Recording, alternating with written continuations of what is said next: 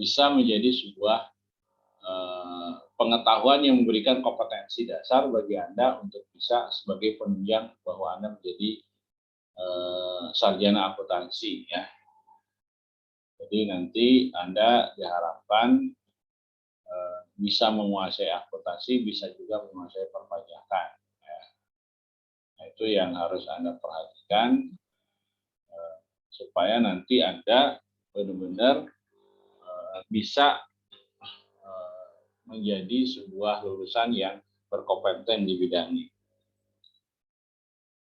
Mahasiswa yang saya hormati, itu mengenai gambaran tentang akuntansi perpajakan yang nantinya akan combine dari akuntansi dan perpajakan itu sendiri. Perpajakan sudah Anda geluti atau sudah Anda ikuti dari mulai perpajakan 1 sampai perpajakan 2, ya, teknisnya apa, tapi nanti saya akan overview dulu sebentar, overview, hari ini kita akan overview dulu mengenai perpajakannya dan akuntansinya. Kalau akuntansinya saya rasa Anda paham bagaimana proses siklus akuntansi karena sudah advance. Anda sudah sampai mana ya? AKL-nya sudah sampai departemen ya. Akuntansi departemen, kemudian akuntansi apa lagi? Saham, obligasi, dan apa lagi?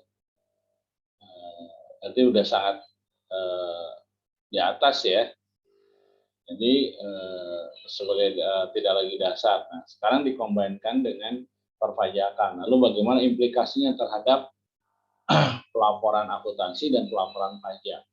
Pelaporan akuntansi tidak ada perubahan dalam konteks siklusnya sama seperti biasa. Yang diperuntukkan hari ini adalah misalkan adalah Anda bisa membuat sebuah pelaporan sifatnya fiskal, jadi finansial fiskal yang nantinya akan menjadi dasar bagi perusahaan untuk melaporkan kegiatan bisnisnya kepada pemerintah melalui DJP yang nantinya juga akan berkaitan dengan sektor-sektor pajaknya. Ya. Nah, ini juga sebagai langkah antisipasi terhadap pembuatan laporan itu sendiri.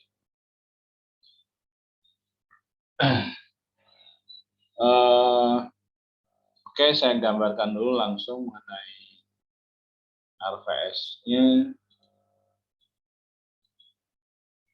Nah, ini jadi secara umum gambarannya adalah Anda akan mempelajari tentang pembukuan dan pencatatan, kemudian PPA pasal 21. Ini overview sebenarnya mengenai pasal-pasal atau pajak penghasilan yang banyak berkaitan dalam konteks bisnis di sebuah perusahaan.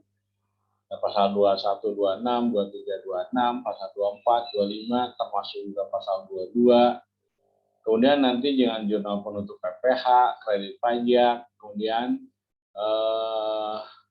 penyusutan komersil versus kemusuhan fiskal, ya, atau penghapusan akibat tetap, nanti ada koreksi fiskal, penilaian kembali akibat tetap atau revaluasi, kemudian akuntansi pajak tangguhan serta kewajiban pajak tangguhan PSAK 46, sewa guna usaha, PPN dan PPNBM selisih kurs. Nah, itu sebenarnya sudah dibahas dalam konteks akuntansi, ya. Kemudian dari segi pajaknya sudah dibahas dalam konteks perpajakan. Cuma nanti kita overview dulu mengenai ya tadi dari konteks akuntansinya dan konteks pajaknya, sehingga nanti pas ketemu dalam konteks akuntansi perpajakan Anda bisa memahami konteks akuntansi, lalu bagaimana implikasinya terhadap perpajakan, ya, sehingga nanti Anda bisa membuat sebuah laporan fiskal. Ya. Karena kan dalam konteks perpajakan adalah Anda menguasai, menentukan, melaporkan, membayar, melaporkan, dan menetapkan. Ya, berapa besar pajak yang harus ditanggung oleh perusahaan, yang harus dibayar, harus kelebihannya, sehingga nanti dilaporkan dalam konteks financial report-nya, ya. Nah, sehingga Anda bisa benar-benar membuat sebuah laporan itu. Kenapa pajak dan akuntansi sangat selalu ada kaitannya? Kenapa demikian? Karena kedua-duanya saling berkaitan walaupun pada intinya bertolak belakang. Ya. Kalau akuntansi itu bagaimana melaporkan laba sebesar-besarnya sebagai daya saing terhadap value perusahaan, sedangkan pajak untuk perusahaan adalah bagaimana bisa membayar pajak sedikit-dikitnya tanpa harus melakukan sebuah pelanggaran aturan, kan gitu ya. Nah, dari segi Gaparman sebagai Fiskus atau pemungut pajak, ya berupaya untuk bisa menciptakan pajak lebih besar sebagai penerimaan negara yang nanti akan berkontribusi terhadap pembangunan di sebuah negara. Jadi kalau DJP adalah bagaimana bisa ada pajak yang bisa dipungut, kan gitu ya. Tapi bagi konteks perusahaan atau WP adalah bagaimana pajak itu tidak terlalu besar. Nah, itu nanti akan menjadi konteks yang berbeda. Nah, ketika dipertemukan dalam konteks perbandingan laporan, ya akhirnya ya akuntansi akan kalah gitu, dengan pajak. Kenapa kalah? Karena pajak itu dilandaskan berdasarkan undang-undang. Jadi ada aturan legal yang mendasarinya, sehingga kalau diundang-undangkan maka itu ada sifat memaksa terhadap wajib pajak atau perusahaan yang notabene adalah bertempat kedudukan di wilayah negara tersebut. Sedangkan akuntansi itu hanya berdasarkan pernyataan standar yang dibuat oleh kaum profesional yang akan menjadi standarisasi bagaimana penyampaian laporan keuangan itu sendiri. Nah, jadi begitu ketemu nih antara akuntansi komersil sama pajak fiskal, ya akuntansi harus menyelesaikan fiskal pajak. Kenapa? Karena pajak didukung dengan undang-undang, peraturan yang legal yang sifatnya memaksa. Itu yang tapi tidak akhirnya saling menjatuhkan. Tapi intinya adalah bagaimana sama-sama yang beriring dalam rangka untuk meningkatkan tadi kapabilitas masing-masing, baik itu pemerintah maupun perusahaan, dan akhirnya juga akan berdampak pada sosial ekonomi ya. Nah, ini materi-materi yang nanti akan kita sama-sama sharing, dan diupayakan Anda bisa mempunyai referensi ya. Ini ada akuntansi pajak Waluyo ya. Nah, ini akuntansi pajak nggak ada ya. Akuntansi pajak Waluyo, kemudian ada akuntansi pajak Justinus Agus. Monggo Anda berupaya untuk bisa punya referensi ya, supaya Anda bisa juga punya ekspor pembanding tentang materi perpajakan ya. Tidak hanya saya sebagai fasilitator menjadi sumber utama saja ya. Silahkan Anda punya referensi lain, tidak hanya harus cetak, digital juga boleh, e-book sekarang sudah sangat banyak digunakan ya. Nah, ini yang nanti konsepnya materi-materi yang akan kita bahas. Sebelumnya silahkan ada yang mau ditanyakan dulu atau mau menanggapi dulu.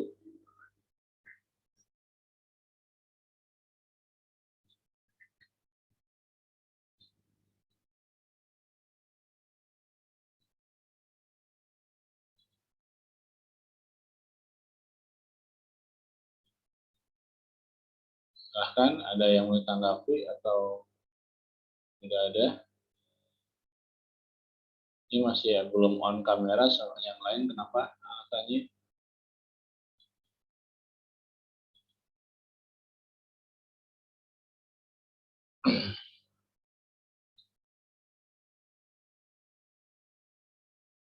Oke, saya ingin overview dulu deh terlebih dahulu kepada konsep akuntansinya.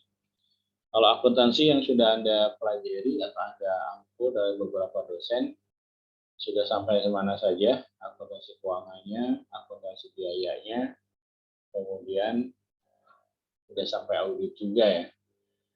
Sudah sampai mana akuntansi persediaannya, akuntansi aset tetapnya, akuntansi surat berharganya. Sudah Anda pelajari semua ya. AKL sudah sampai akuntansi departemen, akuntansi sekuritas ya. Sudah sampai sana ya. Berarti ya saya anggap Anda sudah mahir di akuntansinya. Nah, saya ingin overview saja ke sektor perpajakannya. Ini overview-nya mengenai konsep pajak.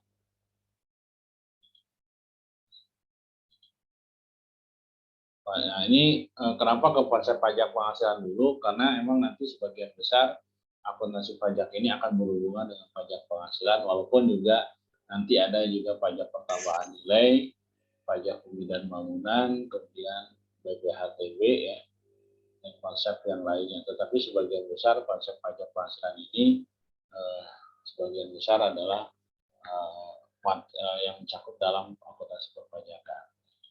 Oke, untuk subjek dan objek pajak, saya rasa Anda sudah paham bahwa subjek pajak adalah pajak penghasilan dikenakan terhadap subjek pajak atau penghasilan yang diperoleh atau diterima dalam tahun pajak. Ya, subjek pajak atas penghasilan. Berarti kan subjeknya adalah orang atau memperoleh penghasilan, objeknya adalah penghasilan. Di sini ada konteks diterima dan diperoleh. Jadi diterima seperti apa, diperoleh seperti apa sudah Anda tahu ya. Kalau diterima dari konteks apa pekerjaan yang dia lakukan secara aktif, kalau diperoleh dari aset yang dimiliki, ya, berarti tidak aktif ya. Dalam tahun pajak, berarti kan dalam tahun pajak itu dalam tahun fiskal ya. Nah, di Indonesia rata-rata adalah 1 Januari sampai 1 Desember masanya.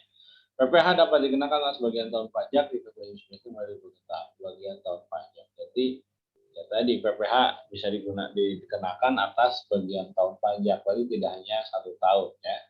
Tetapi penghitungannya disetahunkan dulu.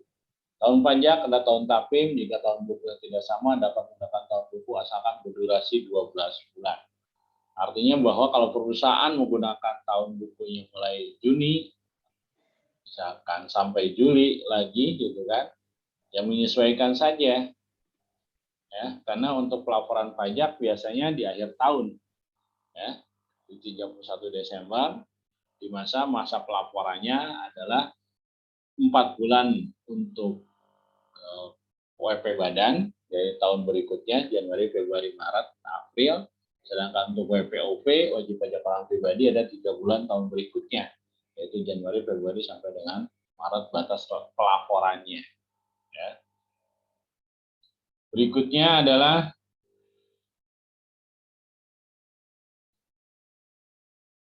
ketentuan undang-undangnya jelas karena pajak ada berdasarkan undang-undang. Untuk PPh Undang-Undang 36 tahun 2008 ya. Ada juga ke bawahnya peraturan pemerintah, keputusan presiden, peraturan menteri, peraturan menteri dan surat edaran ya dari Dirjen Pajak ya. Nah itu ada pun yang baru ya tadi Undang-Undang Nomor, kita lihat dulu overview-nya ya, Undang-Undang Nomor 20 tahun 2020 ya tentang Omnibus Law ya atau Undang-Undang Cipta Kerja. Karena dari sana ada beberapa yang berubah dan berimplikasi terhadap Undang-Undang 36 tahun 2008 ini tentang PPh, juga ada berimplikasi terhadap Undang-Undang Nomor 16 tahun 2009 tentang KUP, dan berimplikasi juga terhadap Undang-Undang 42 tahun 2000 tentang PPN dan PPNBM ya. PPN. Nanti kita lihat perubahan Omnibus Law-nya seperti apa. Nah, subjek pajak di sini orang pribadi, warisan yang bagi badan dan untuk tetap, saya rasa udah ini. Subjeknya ada yang sifatnya, tadi kan subjeknya adalah ada 4, orang pribadi siapa, warisan yang untuk bagi siapa, badan siapa, bentuk usaha tetap siapa, Anda sudah paham. Berikutnya subjek pajak, itu dalam kategori ada sub SPDN dalam negeri, ada SPLN luar negeri. Kemudian subjek pajak dalam negeri siapa? Ini orang pribadi bertempat tinggal, badan, kemudian yang usaha yang terbagi ini Anda sudah overview atau sudah dibahas di perpajakan. Kemudian subjek pajak luar negeri berarti kebalikan dari subjek pajak dalam negeri, ya. Nah, ini juga kita bahas sudah. Jadi badan yang tidak berkedudukan atau tidak didirikan di Indonesia. Kalau yang badan yang berkedudukan di Indonesia jelas kan ada badan hukumnya. Saya PT, CV, firma, koperasi, yayasan, LSM itu yang merupakan badan-badan yang dibentuk di Indonesia ya. Dia menjalankan usaha dan kegiatan ini yang SPLN ya.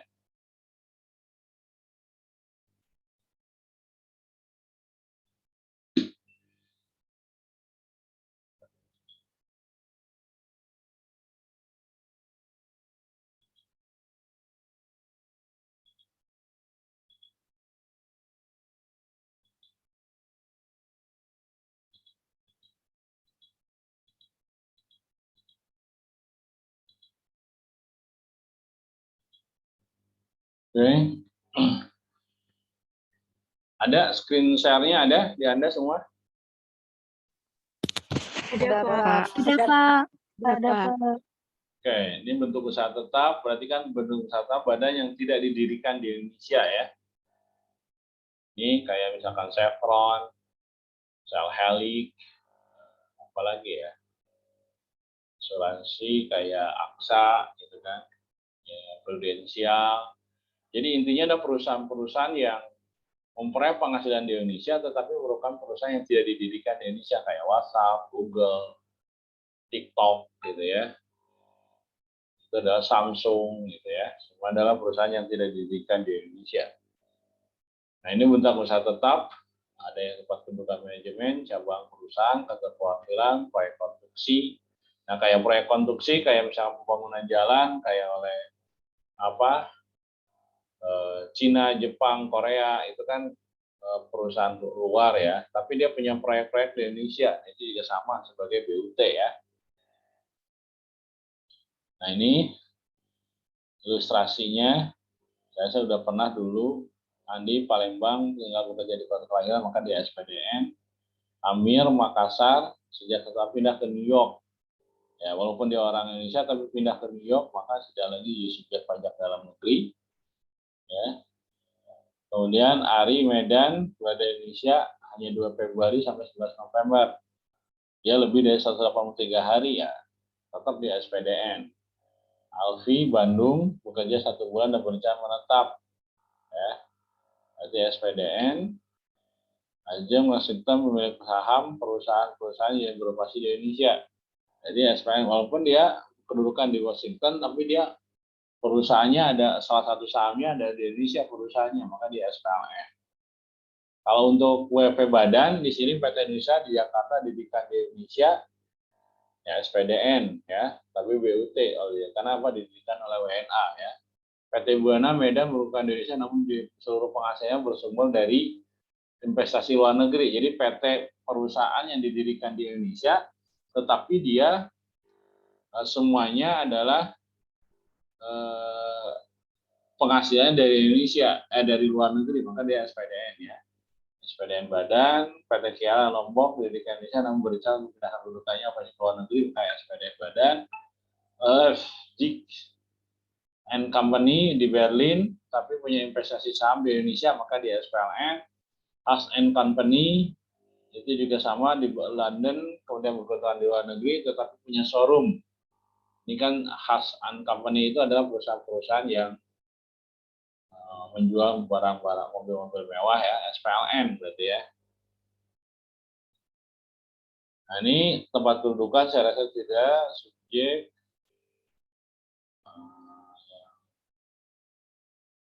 Nah, objeknya. Nah, objek definisi penghasilan. Jadi penghasilan dalam konteks pajak adalah merupakan setiap tambahan kemampuan ekonomis yang diterima atau diperoleh wajib pajak berasal dari Indonesia maupun dari luar Indonesia dan dapat dipakai untuk konsumsi atau menambah kewajiban wajib pajak dengan nama dan dalam bentuk apapun, ya. Jadi dengan nama dan dalam bentuk apapun, ya. Misalkan Andiansyah Bandar Pare, gitu kan. Ya tadi mau namanya Pare, Padi, gitu kan. Ya, itulah penghasilan, gitu kan. Misalkan Belasari Bandar Singkong, ya tetap aja itu penghasilan. Ya, klasifikasi umumnya udah, klasifikasi khususnya ini, oke.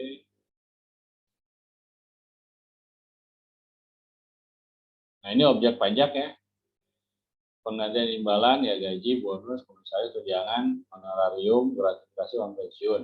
Objeknya hadiah, undian. Nah, langsung saja Pak Bupati, kan kalau misalkan gaji ini maksudnya kemana? Gaji, upah, tunjangan, honorarium, PH pasal berapa? Ini kebanyakan PPh pasal 21 ya. Hadiah dan undian bisa 21, bisa 23. Ya. Itu mana yang membedakan hadiah pasal 21, mana yang memberikan hadiah dari pasal 22, pasal 23. Laba usaha udah pasal jadi badan, maka dia pasal 29 ya, proyek badan. Keuntungan dari penjualan atau karena pengalihan harta termasuk keuntungan karena pengalihan harta ya, atau penjualan modal. Ya, ini objek-objeknya. Dari sini ada bunga, dividen, royalti, sewa. Jelas ini pasal 23 ya, Budros. Bunga, dividen, royalti, sewa, dan leasing ya. Selesai keuntungan kurs, premi asuransi, penghasilan basis syariah. Nah, ini pajak dibayarkan sekaligus, pemotongan, pertimbangan pengenaannya. Ini peraturan pajak finalnya. Kecualikan dari objek pajak. Nah, itu tadi bantuan sumbangan yang bukan objek pajak. Oke. Ini bukan lagi objek pajak.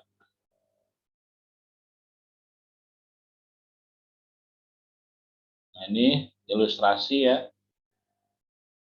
Prima Tiara mobil digunakan sebagai bilangan nilai bukunya fiskal 200 juta. Prosedur dengan harga tidak sebagaimana pelaporan penghasilan terima. Tadi bagaimana ya? Keuntungan diperas 100 juta dianggap sebagai penghasilan terima merupakan objek pajak. Ya.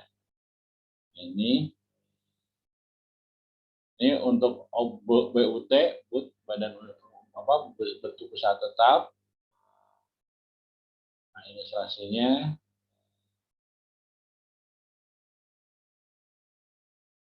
Ini deductible dan ini nanti Anda akan berbicara tentang deductible dan non deductible ya. Ini adalah biaya-biaya yang bisa berkenaan dengan penghasilan-penghasilan di perusahaan itu sendiri. Ya. Oke, sampai sini ada yang mau tanyakan dulu? Saya kira silahkan. Ada yang mau mengomentari dulu mengenai pajak penghasilan. Nanti kita lihat per pasalnya ya.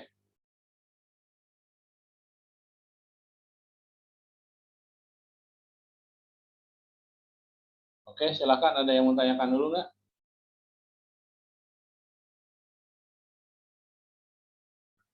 Atau mau langsung studi kasus aja?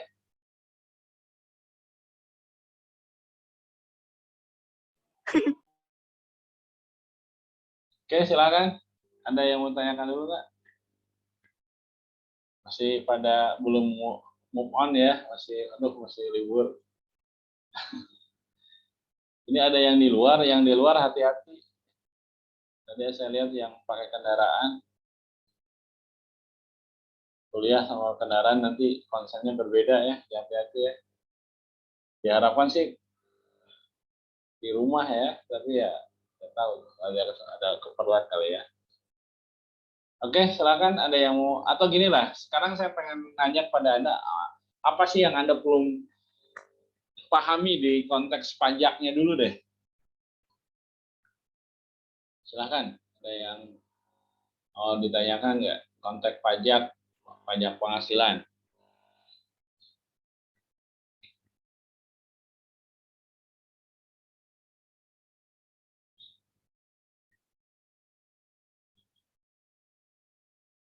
Gimana? Ada yang tanyakan? Atau belum ada sama sekali? Belum ada, Pak. Belum ada. Oke, saya yang baik nanya. Naufal, Aziz, Delani ada nggak? Ada, Pak. Oke, Naufal, kalau misalkan PPh pasal 21 itu tarifnya untuk PPOP berapa aja sih?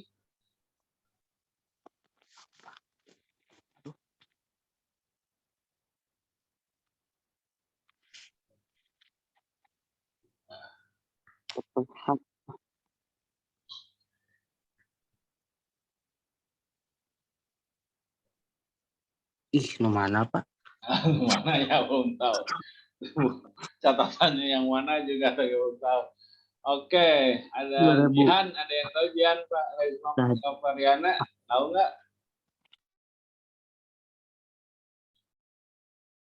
Gimana, Pak? Itu tarif pajak untuk PPh pasal 21 yang untuk PPOP. Tarif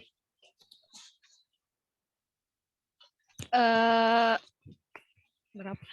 Lupa, Pak. Lupa ya. Orang pribadi. 15%. Jangan.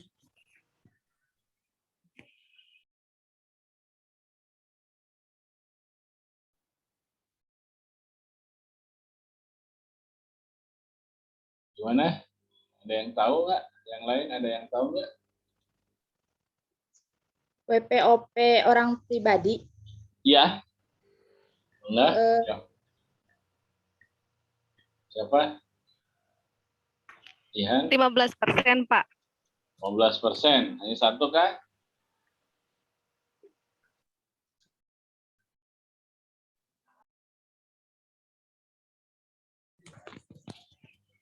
Itu kan ada untuk WPOP pribadi itu kan berdasarkan pasal 21 pasal berdasarkan PPh, undang-undang PPh, pasal berapa tuh tarif?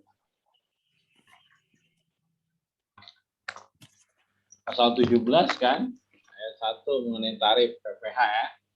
Di mana OPP orang pribadi itu ada 5%, 15%, 25%, dan 30%. Dengan berdurasi tadi 5% sampai dengan 50 juta, 15% sampai dengan 250 juta, kemudian 25% sampai dengan 500 juta, dan di atas 500 juta adalah 30%. Kalau WPOP badan berapa tuh? Pasal 29.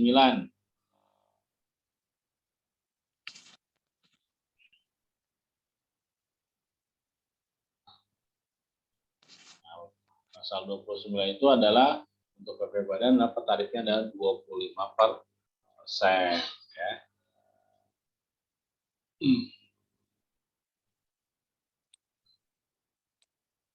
Kemudian pasal 22 tentang apa tuh? Nandang Rega Prayoga.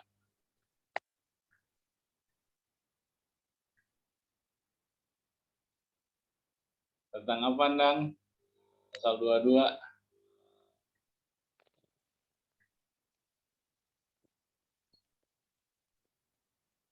Apa ya, Pak? Hai Rani Susilawati, ada nggak? Langsung pada videonya dimatiin semua. Kayak pada takut aja. Tenang aja, kita hanya sharing kok, sharing.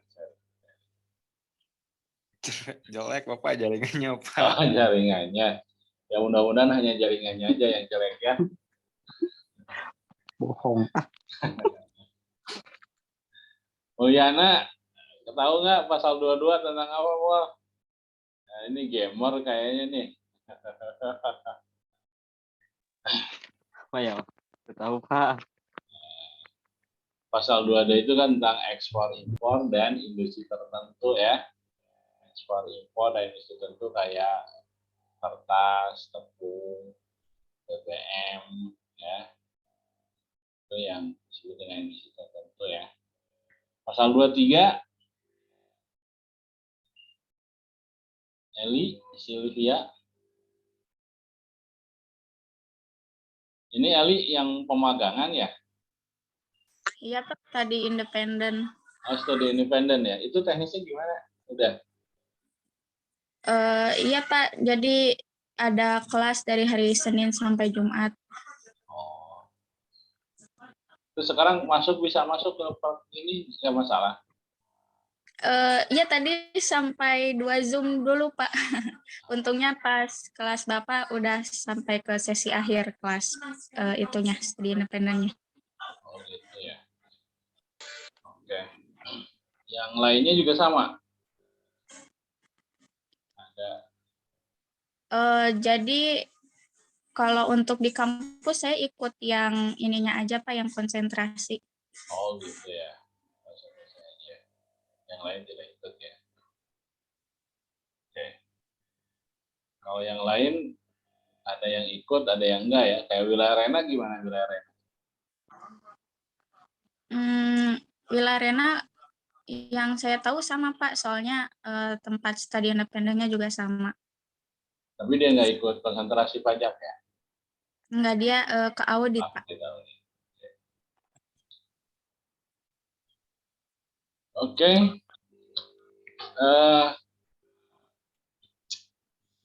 Ya supaya ini aja nanti coba overview dulu Anda mengenai perpajakannya. Nanti khusus minggu depan kita coba dulu deh untuk mengetahui sejauh mana pengetahuan perpajakannya. Supaya tadi begitu nanti masuk ke akuntansi perpajakan tidak kagok, tidak kececer ya. Jadi diharapkan Anda memahami dulu konteks perpajakannya. Kalau akuntansinya saya rasa Anda jago ya, sudah bisa paham, tinggal hanya menyesuaikannya saja ya. Ini saya ingin gambarkan dulu. Kan Anda sudah tahu bahwa dari segi perundang-undangan ada beberapa undang-undang yang harus Anda kuasai atau yang harus Anda baca. Cuma ini yang terbaru, saya screen share dulu tentang Undang-Undang Omnibus Law ya. Jadi Undang-Undang Omnibus Law ini adalah Undang-Undang Cipta Kerja yang dulu rame ya, di tahun 2020. Tapi pada akhirnya November 2020 itu diundangkan ya. Undang-Undang Cipta Kerja ini nanti akan berpengaruh terhadap, nah ini Undang-Undang Cipta Kerja ini atau Omnibus Law disetujui 5 Oktober dan diundangkan 2 Oktober 2020. Jadi Undang-Undang Nomor 11 tahun 2020 tentang Cipta Kerja. Ini sebenarnya banyak undang-undang, banyak bahasanya ya. Tapi yang kaitannya dengan perpajakan ini juga sama. Nah, ini ada hal-hal yang harus nah ini contoh ya, perubahan-perubahan mengenai Undang-Undang Cipta Kerja terhadap perpajakan. Ya. Jadi di PPh 26 turun tuh tarifnya. Kalau dulu 20%, sekarang PPh 26 untuk SPLN tuh ya, kalau nggak salah menjadi 10%. Ya. Nah, berubah. Jadi ya, tapi untuk PPDN nggak dikurangi ya. Untuk PLN malah dikurangi jadi dari 20% jadi 10%. Ya, itu yang berubah. Nah ini dari pasal 111, jadi Anda coba deh explore tentang pasal 111, di sini merubah beberapa undang-undang tentang pengelolaan PPh. Nah di pasal 2, pasal 4, dan pasal 26 nanti akan berubah. Ini jelas ya, pasal 26 ini adalah WPLN, pasal 4 tentang objek dan subjek, pasal 2 tentang definisi ya. Kemudian pasal 112 mengubah undang-undang undang-undang PPN. Anda tahu bahwa undang-undang PPN itu undang-undang nomor 42 ya tahun 2000. Nah, ini di sini pasal 1A, 4A dan pasal 9 dan pasal 13 berubah juga. Kemudian pasal 113 mengubah undang-undang KUP, undang-undang nomor 16 tahun 2009, tapi hanya beberapa pasal sih. Ada pasal 8, pasal 9, pasal 11, pasal 13, 14, 15, 17B, 19. Ini kaitannya dengan pelaporan kalau nggak salah ya. Kemudian dengan pasal 38 dan pasal 44B. Ada yang dihapus adalah pasal 13A dan pasal 27A dan pasal 27A disisipkan pasal 27B. Nah, ini yang menjadi perubahan-perubahan dan ini aturan-aturan yang menaunginya terhadap penurunan-penurunan ini. Nah, ini kalau Anda mau tahu tentang Undang-Undang Omnibus Law untuk pajak perpajakan, ini gambaran dulu dia ada di PP nomor 19. Jadi PP nomor 9 tahun 2021 ini adalah tentang aturan pelaksanaan, peraturan pemerintah tentang pelaksanaan Undang-Undang Omnibus Law. Nah, ini.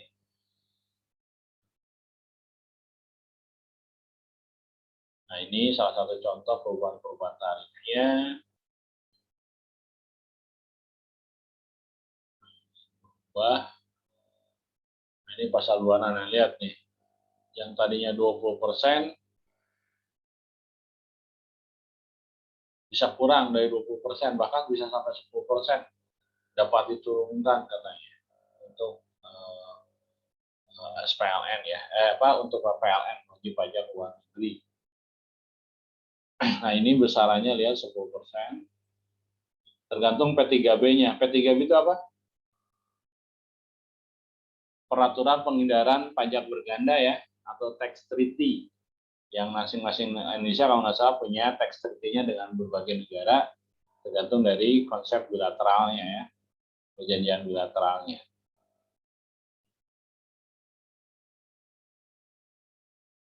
Kalau ini untuk bunga saja ternyata. Subjek pajak, nah ini juga lumayan perubahan-perubahannya. Nah, KUP kalau ini, kemudian ini juga KUP, nah ini juga sama. Ya, WNI yang berada di luar Indonesia lebih dari 1 bulan dalam jangka waktu 12 bulan serta memenuhi syarat. Jadi ini juga bisa ya, jadi SPLN. Bisa aja nanti Mulyana SPLN, ya, karena mungkin tadi tinggalnya di Indonesia, tetapi kegiatannya di luar, misalkan di Amerika, misalkan. Ya. Nah, ini ada beberapa persyaratan tertentu. Ini saya sudah share kalau nggak salah perpajakan. Ini sama SPLN tentang KUP. Ya kalau di perpajakan seperti itu ya, tapi kalau di berbagai undang-undang tenaga kerja ya lumayan. Outsourcing ternyata tidak dicabut, malah diperbanyak bidang kerjanya. Ya, kalau dulu kan harusnya dicabut ya, sekarang malah tidak dicabut. Tapi malah kan dulu kan outsourcing terbatas untuk industri jasa finansial. Sekarang malah melebar ke industri-industri tenaga kerja yang lain, sehingga ya ada yang sudah berharap jadi pegawai tetap malah nggak jadi ya. Itu salah satu dampak dari Undang-Undang Omnibus Law. Nah, ini untuk pajak-pajak internasional ya, tentang PPN, PPh juga.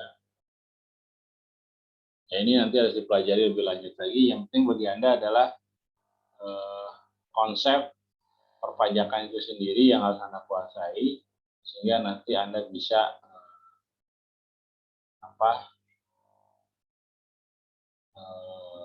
mempunyai dasar kompetensi untuk membuat jadi rekonsiliasi fiskal. Nah, seperti itu Undang-Undang Omnibus Law. Jadi bahan kajiannya kalau tadi kan kalau Anda pengen menguasai tentang perpajakan, berarti kan tentang PPh berarti Anda pelajari tentang Undang-Undang Nomor 36 Tahun 2008, tentang KUP berarti Undang-Undang Nomor 16 Tahun 2009, tentang PPN berarti Undang-Undang Nomor 42 Tahun 2000, tentang pajak daerah berarti Undang-Undang Nomor 28 Tahun 2014 ya, pajak dan restitusi daerah. Kemudian tambahannya adalah Undang-Undang Omnibus Law yang kaitannya dengan perpajakan. Undang-Undang Nomor 11 Tahun 2020 ya. Itu termasuk PP-nya ya, PP nomor 6-nya itu tahun 2021 sebagai aturan pelaksanaannya. Nah, di sana soalnya digambarkan dengan jelas. Cuma ya harus dipelajari, tidak hanya dibaca saja, tapi dipelajari bagaimana konsekuensi terhadap perekonomian, baik itu pajak, transaksi bisnis, atau apapun ya. Nah, itu beberapa gambaran umum tentang tadi akuntansi perpajakan. Nah, ini juga yang jadi bahan masukan bagi Anda semua dan bagi semua. Ini pengalaman saya ya, dengan saya ketika saya beberapa tahun menguji ujian komprehensif ya, bagi calon mahasiswa yang akan melakukan sidang skripsi. Itu sebagian besar minim pengetahuan terhadap PSAK, pernyataan standar akuntansi keuangan. Jadi kalau ditanya yang kaitannya dengan persediaan PSAK berapa, jangan bilang PSAK berapa, PSAK-nya dia nggak tahu apa sih Pak PSAK, padahal dia jurusan akuntansi. Nah, saya harapkan Anda sebagai semester akhir nih yang akan menghadapi nanti ujian kompre, tolong juga di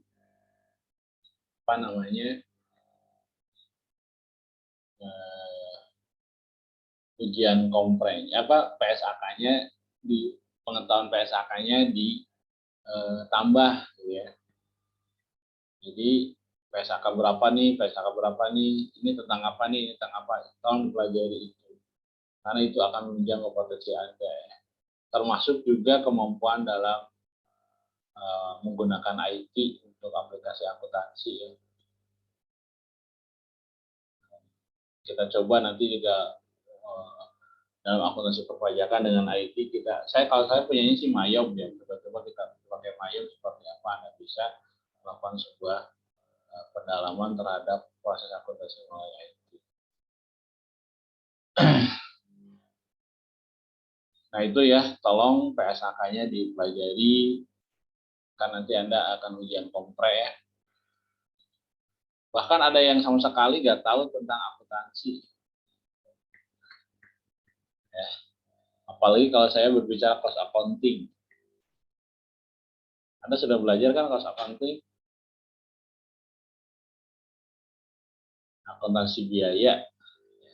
Saya tanya dulu tuh ada mahasiswa, Anda tahu nggak akuntansi biaya atau cost accounting? Saya nggak tahu Pak. Oh, ada nggak? Ada sih. Siapa dosennya? Saya nggak tahu juga Pak. Jadi bingung sama perkuliahannya. Kalau ya dipelajari ya. Ya tadi sebagai penunjang Anda untuk bisa mempunyai kompetensi di bidang akuntansi. Kemudian plus nanti ada perpajakan. Nah, khusus untuk perpajakan, saya sudah melakukan, kemarin saya sudah ngobrol dengan DJP ya, KPP Sumedang, dengan kantor pelayanan pajak Pratama ya, dengan Kabupaten di Sumedang. Insya Allah ada acara sosialisasi Tech Goes to Campus. Ya. Dan saya harapkan nanti Anda ketika acara itu diadakan, Anda wajib ikut semua ya, untuk akuntansi sosialisasi Tech Goes to Campus ya. Kemarin saya dihubungi oleh bagian DJP KPP Sumedang untuk bisa ada sosialisasi Goes to Campus. Sebenarnya acara ini tiap tahun juga ada, cuma tahun kemarin juga dilaksanakan secara online. Tahun ini juga online. Kalau tahun 2019 dilaksanakan langsung ruling ya di kelas. Tahun ini juga online dilaksanakan. Jadi nanti kalau ada acara itu, rencana sih minggu depan ya. Kalau bisa nanti sebagai ganti mata kuliah saya aja, akuntansi perpajakan nanti ikut di webinar itu ya. Sosialisasi Goes to Campus ya, Tech Goes to Campus. Dan ada jadi pengetahuan langsung dari ahlinya ya, dari kaum profesional di DJP di KPP Pratama. Juga sebagai penjajakan juga Anda untuk bisa barangkali nanti ada riset Anda yang objeknya nanti ada di KPP ya. Tolong disiapkan aja. Dan siap-siap juga dari sekarang Anda mulai memplanning riset Anda atau proposal riset Anda mau apa tentang akuntansi perpajakan. Sehingga nanti mudah-mudahan di akhir per semester, di akhir perkuliahan ini Anda sudah punya proposal riset yang nanti akan diteruskan menjadi sebuah skripsi Anda ya.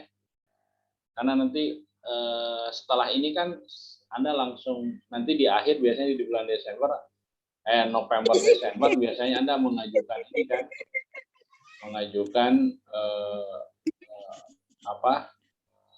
skripsi siapa pembimbingnya. Nah itu Anda diharapkan punya proposalnya terlebih dahulu ya. Nah itu yang coba dari sekarang mulailah sedikit-sedikit sampai melamun, bikin apa ya judul saya, apa ya proposal saya, gitu ya. Supaya nanti begitu bimbingan, Pak ini saya udah selesai ini, saya cepat ekspres untuk bisa segera sidang skripsi.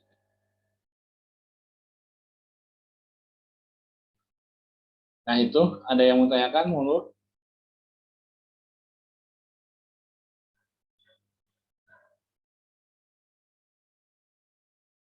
Nanti saya share juga nih videonya di link ya, supaya Anda tahu atau bisa mengulas lagi apa yang disampaikan. Ingat-ingat ya, supaya tahu juga wajah saya seperti apa sih kalau di Zoom gitu.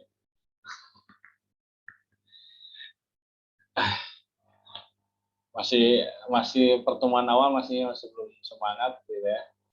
Masih terasa liburan ya. Nandang bangun tidur langsung on gitu ya. Aldi juga sama langsung on gitu ya. Oke, ada yang mau tanyakan dulu nggak? Silakan.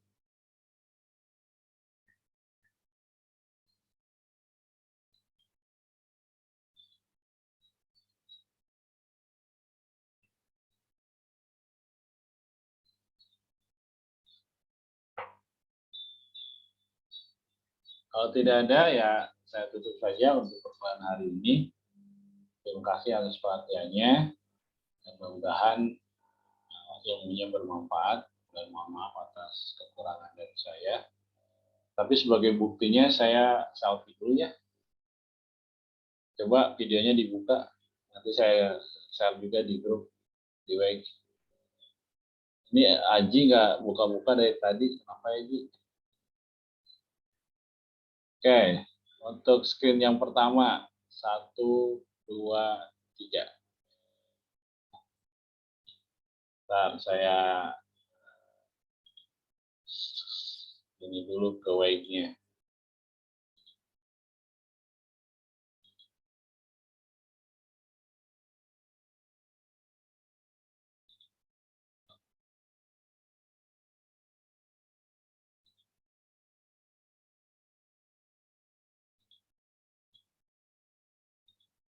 Oke, screen yang kedua.